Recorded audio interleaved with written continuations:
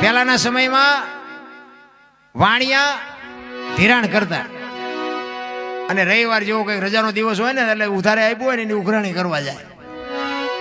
એટલે રવિવાર જેવો કઈક દિવસ ને ગામડામાં ઉઘરાણી કરવા ગયેલા. તેથી રાણી શિકાર રૂપિયાનો જમાનો.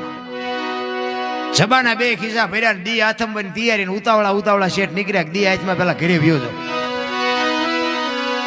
હવે એમાં રસ્તામાં એક નેરિયા જેવો રસ્તો આવે, ઊંડો રસ્તો, બે બાજુ આમ વાડ્યું ને બંધ ને એમનામ નીકળ્યા. હવે ખેતરવા જેવો કઈ રસ્તો ઊંડો. હવે આની કોરથી શેઠ કેટ ગીર્યા, ઓલી કોરથી રીંસ ગયું. રીંસ ને એમ થયું માણા આલ્યો. હવે માણાનો ભરોહો નહીં. આને એમ થયું પેલું રીંસ આલ્યો હશે, સમજો રીંસ મને મારી નાખશે. હવે આ રીંસ ને અને વાણિયાને બે ને બાપુ બે ઉભા રહી ગયા. પણ બે ને થોડી હિંમત આવી. ઓલા માણાને એમ થયું હળવોળો આનકોરથી હું નીકળી જાઉં. રીંસ ને એમ થયું હળવોળો હું આનકોરથી નીકળી જાઉં. હવે બે આમ પડખે આવ્યા ને એટલે રીંસે એના સામું જોયું ને આને વાણિયા સામું જોયું.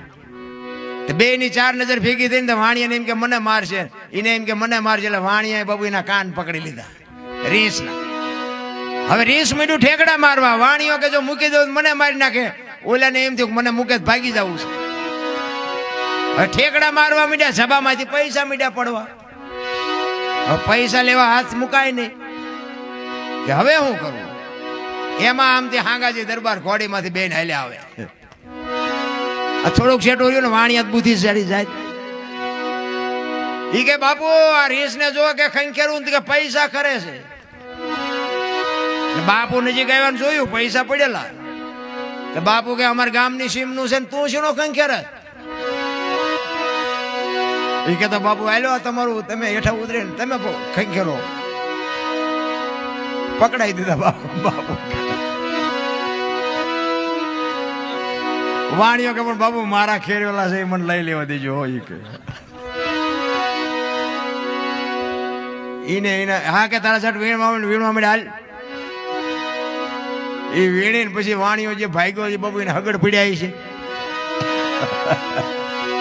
પછી બાપુ મીડા ખંખેરવા. શું કરે વાળ કરતા હતા. એટલે કીધું માયા હુદી ગોટડી, આમાં વજરના ગાળા, હાંગા હલવાણા, કંઈક ચડ્યા ને કંઈક ભાડા.